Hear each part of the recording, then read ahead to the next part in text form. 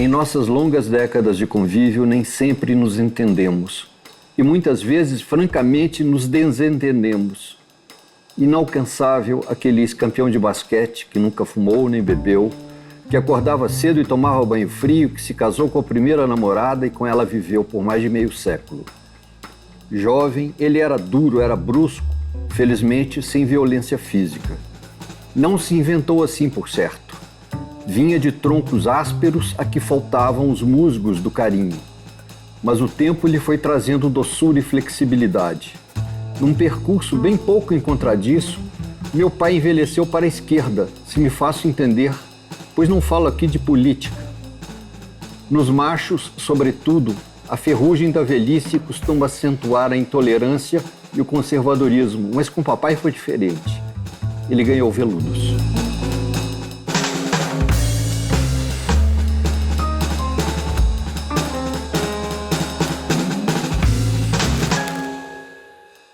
Bem-vindo ao Arte 1 Contexto, recebendo hoje o jornalista, cronista, escritor Humberto Werneck e uma plateia que participa comigo de um encontro literário sobre a obra do nosso entrevistado. Se você quiser participar desses encontros literários, que tem patrocínio da Caixa Cultural e do Governo Federal, é só escrever para arte1@band.com.br. Vai ser um prazer ter você aqui.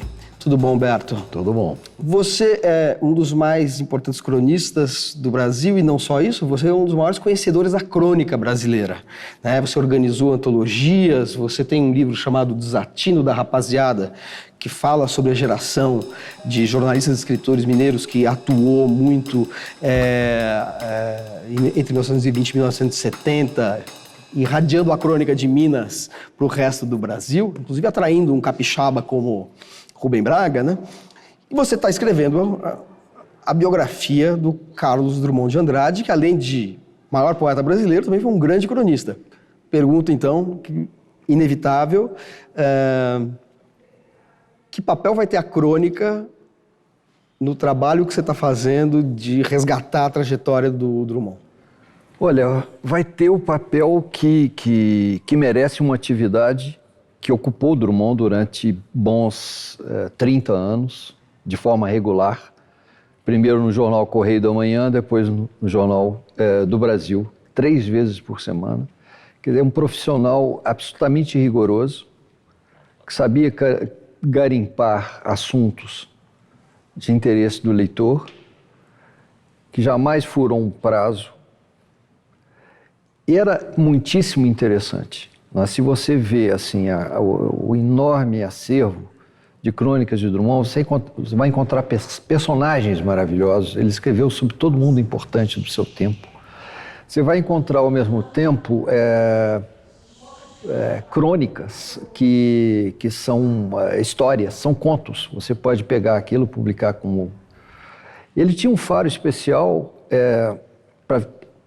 para saber o que poderia interessar o leitor. Ele era um grande leitor de jornais. O Drummond ele não se sentava para escrever uma crônica sem ter lido uns 2, 3 jornais do Rio de Janeiro. E ele era informado também sobre jornais de São Paulo, de Minas Gerais.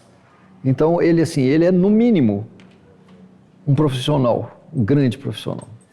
O azar dele é que, o azar do cronista Drummond é o poeta Drummond, que é muito maior que ele, né? Que é gigantesco. Mas né? vai ter, sim, vai ter um papel importante no livro. Pegando um pouco as minhas curiosidades em relação a esse trabalho que está em andamento, só uma coisa, o Drummond tradutor aparece? Aparece, ele não foi um tradutor contumaz, né? Mas tem traduções incríveis, né? Aqui e ali ele traduziu. Eu peguei uma vez a tradução do Ligações Perigosas do Laclau, sim. Tem uma que é do Sérgio Millier e outra que é do Drummond. Cotejei as duas com o original, realmente a do Drummond é impressionantemente boa e melhor, né? É uma coisa, ele realmente é um artista que, onde pôs a mão, produziu coisas assim magistrais, né? Algumas absolutas, como na poesia e na crônica, mas mesmo em outros campos, né? Como refletindo sobre poesia, refletindo sobre literatura, traduzindo, ele fazia isso num patamar de qualidade muito elevado, né? A sua relação com a crônica também ganhou uma outra dimensão agora que você é curador de um portal da crônica brasileira, né? Como é isso? Exatamente. Esse portal da crônica brasileira é uma criação do Instituto Moreira Salles. O Instituto Moreira Salles é detentor de acervos importantes, como de Paulo Mendes Campos, de Otto Lara Rezende, de Raquel de Queiroz e outros, não é? Surgiu então dentro do Instituto esse desejo de fazer um enorme balaio com o melhor da crônica brasileira. O Instituto se associou à Fundação Casa de Rui Barbosa, que tem acervos como de Fernando Sabino, Rubem Braga, Drummond. O Drummond não está ainda no portal, eu espero que eu consiga convencer o herdeiro de Drummond a se chegar, né? Enfim, então, esse portal, ele contém milhares de crônicas, muitas das quais, talvez a maioria, nunca saiu em livro, e que você pode, no seu computador, no seu telefone, você pode botar lá cronicabrasileira.org.br e você, às vezes, lê um Rubem Braga, ou um Paulo Mendes Campos, ou um Otto Lara Rezende, ou Raquel de Queiroz, Ivan Lessa agora entrou, Fernando Sabino em setembro. Você lê, às vezes, uma crônica no recorte de jornal ou de revista. Eu li uma do Rubem Braga sobre os 10 anos da morte do Mário de Andrade. Sim. Que tá o recorte ali, a gente lê como Exato. Saiu mesmo, né? E você vê, às vezes, no caso do Rubem Braga, você vê umas coisas muito interessantes, você vê que ele republicou várias vezes, não é? Você vê as modificações que um autor como Paulo Mendes Campos faz num recorte. Ele recortou aquilo, guardou na hora de organizar em livro, ponho ou não ponho, ele dava uma mexida, trocava uma palavra. É um manancial ali. Você tem sempre um perfil bacana do cronista, você tem uma cronologia e você tem uma forma de achar por assunto. Você quer uma coisa sobre, sei lá, amor. Você botar amor ali, vai aparecer... Parece a lista das crônicas. Onde está o amor aqui nesse portal? Perfeito, Humberto. A gente tem uma pergunta na plateia.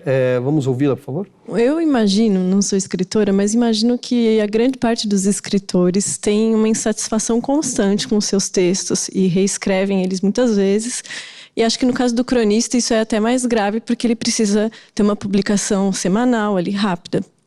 Como se dá esse processo de transformar essa crônica que está ali para ser consumida naquela semana em livro depois? Qual é o critério para selecionar aquela crônica para um livro? Eu acho que a maioria das crônicas são crônicas para você ler naquela semana, naquele mês, mas algumas têm um potencial, tem alguma coisa ali em que vale a pena trabalhar um pouco mais.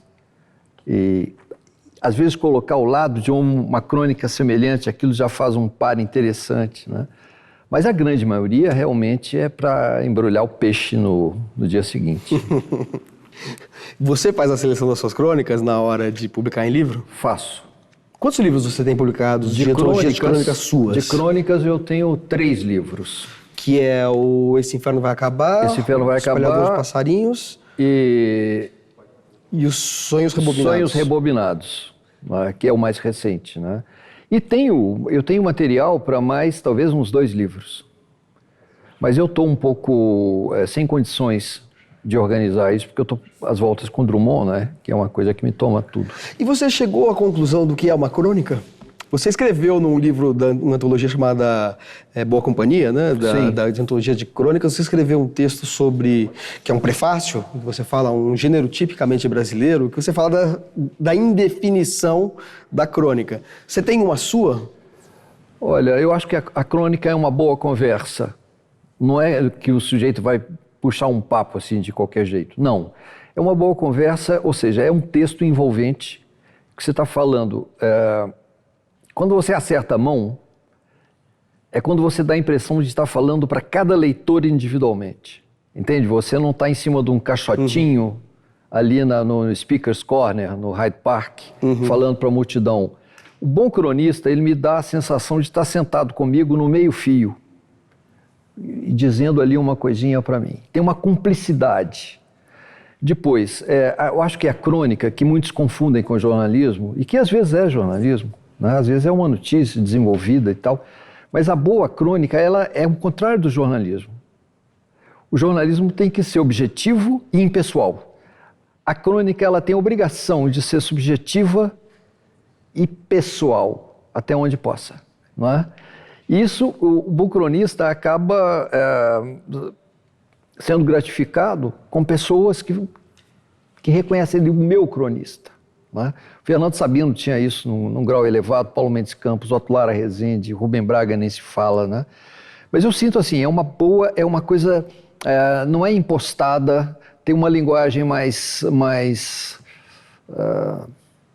a crônica é do bem, sabe? A crônica é uma coisa, ainda que trate de um assunto pesado às vezes. Perfeito. A gente tem uma outra pergunta ainda sobre esse tema na plateia, vamos ouvi-la. Queria saber se você acha que a literatura é um universo no qual cabe alguma espécie de ranqueamento, no qual haja alguns gêneros mais nobres, outros menos nobres, e dentro desse universo literário, qual é o tamanho da crônica? Olha, em matéria de crônica, eu estou com o Antônio Cândido, naquele famoso A Vida ao Rés do Chão, em que eu acho que ele situa bem o que é a crônica. A crônica é uma coisa pequena, ninguém jamais vai ganhar um prêmio Nobel por ser cronista, não é? Agora, dependendo do acabamento, da inspiração, da fatura, aquilo pode ter uma permanência muito maior que, às vezes, um romance, ao qual o autor aplicou ali um esforço de anos e anos e anos, e aquilo é uma coisa totalmente esquecível. Você pega algumas coisas como algumas dezenas de crônicas de Rubem Braga, que é o maior de todos, na minha opinião, aquilo tem um frescor, não é? Ainda que ele fale de uma coisa que é lá nos anos 40, os anos 50 e tal, tem um frescor. Esquecia de falar de Antônio Maria, que é um grande que ninguém conhece, pouca gente. Não é? São caras que fizeram páginas que permaneceram para desgosto de alguns entendidos, com todas as aspas, em literatura, que consideram a crônica não o gênero menor que é, mas uma coisa desprezível, sabe? E há um certo desprezo pela crônica que eu acho equivocado. As pessoas se lembram de crônicas que leram de Drummond não sei onde, de Manuel Bandeira, Antônio Maria, Vinícius de Moraes, olha só. Craques. Lima Barreto? Lima Barreto também. São cronistas que estão na afetividade da gente, como alguns versos de algumas canções da música popular, né? Sim. Humberto, a gente vai fazer um breve intervalo e volta daqui a pouquinho com o Arte um Contexto. Até já.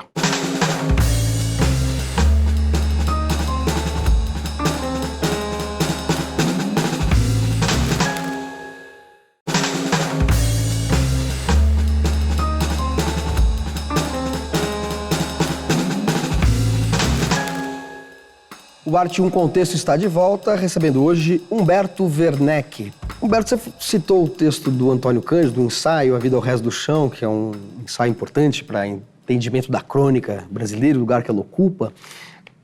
Sempre me parece que a crônica é um gênero muito brasileiro, e você já escreveu sobre isso, um gênero tipicamente brasileiro, muito porque nós temos uma imagem nossa como de um país menor, um país periférico, um país sem alcance, o nosso complexo de vira-lata, termo, aliás, cunhado por um cronista, né, o Nelson Rodrigues. Quer dizer, isso faz com que a crônica seja um gênero também que traduz a sensibilidade brasileira? E, uma pergunta emendada nessa, para daí você poder desenvolver. Escolher Jaime Ovalle, no livro O Santo Sujo, como objeto de uma biografia, sendo Jaime Ovalle uma figura meio à sombra de uma grande geração, um artista que você revela ser brilhante, porém nunca teve obra publicada. Escolher esta personagem do Jaime Ovalle se deveu à sua sensibilidade de cronista para as coisas que estão um pouco relegadas a um segundo plano no cotidiano? Sem dúvida, mas eu queria falar primeiro aí da eu fiz duas perguntas, então agora eu entrei numa corrente que chama a crônica de um gênero tipicamente brasileiro. Hoje eu voltaria atrás nisso. Até porque a crônica, a origem dela, não é o Brasil. A crônica, como se sabe, ela chegou ao Brasil em meados do século XIX, vinda da França, que tinha lá o seu feuilleton, o folhetim, que era uma coisa que se publicava nos baixos da página, ou seja, o lugar menos nobre do jornal era embaixo. Esse negócio foi trazido para o Brasil, por Francisco Otaviano, teve adesões maravilhosas, como Machado, como Zé de Alencar, mais adiante o João do Rio, que é o grande transformador disso aí, né? Mas eu vejo a crônica como tantas coisas importadas que a gente soube transformar. Não é? Para mim, o melhor exemplo assim é o futebol. O futebol nós não o inventamos, os ingleses inventaram, mas nós demos ao futebol uma cintura que os ingleses não souberam. Agora, o Jaime Orvali me chamou a atenção porque ele aparecia sempre numa beirada. A primeira vez que eu vi esse nome foi como epígrafe a um livro primeiro livro de contos do grande Ivan Ângelo, aliás, um notável cronista. E tinha uma frase: o suicídio é um ato de publicidade, a publicidade do desespero. Jaime Orvali. Quem é Jaime Orvali? Fui para as bibliotecas, nunca consegui achar esse cara. Então, ele foi um grande artista, mas ele não tinha os meios para botar essa arte para fora. Não basta que você seja um artista, você tem que saber formalizar, transformar aquilo em alguma coisa, não é? Então ele era incapaz de escrever um poema inteiro, um poema grande, ou uma música. Ele foi músico também. A grande obra-prima dele, como músico, tem 16 compassos, que se chama Azulão. Que é letra do Bandeira, letra do Manuel Bandeira, não é? Então me chamou a atenção o fato de que você tinha um artista sem obra que ainda assim foi capaz de maravilhar e até influenciar uma série de grandes. O Vinícius de Moraes dizia que a pessoa mais fascinante que ele conheceu na vida, e eu acho que se inclui as 9 mulheres dele, Jaime Orvali. Não é? Então eu me meti nessa empreitada, que é o contrário mais ou menos de Drummond. Não é mesmo? Ninguém sabe quem é Jaime Orvali. Se perguntar aqui, ninguém sabe. Pouquíssimo. Não, eles sabem porque eles fizeram um encontro literário antes comigo e conversamos bastante sobre Jaime Orvali. Então você acabou de... indiretamente, é uma provocação. Eu indiretamente, né, através de você, mostrei quem é o Jaime Orvali para um monte de gente. Escrever uma biografia de Jaime Orvali é você falar assim: olha, gente, tem uma coisa aqui que vocês já não viram, você vai lá, pega no seu balaio e mostra, tenta mostrar. Foi o que eu tentei aí. É diferente de fazer uma biografia de Drummond, que todo mundo acha que conhece Drummond. Eu próprio, que estive com Drummond umas 4, 5 vezes, que eu entrevistei Drummond para a revista Isto É, papeava com ele às vezes por telefone. Eu achei que eu conhecesse um pouco, não é? E aí quando você mergulha na vida da pessoa, para tentar ter elementos, catar elementos, para você desenhar muito bem aquela figura, aí o negócio complica. Aí surge uma outra pessoa quase. Sabe, você começa a descobrir, de repente você tem uma intimidade unilateral com aquela figura, você descobre que o cara calçava 41, gostava do bife bem ou mal passado, sabe, tem uma pequena história aí. E a encrenca de Drummond, para mim, e para qualquer outro biógrafo, é que a vida dele foi uma vida muito carente de acontecimentos. A vida dele era de um burocrata.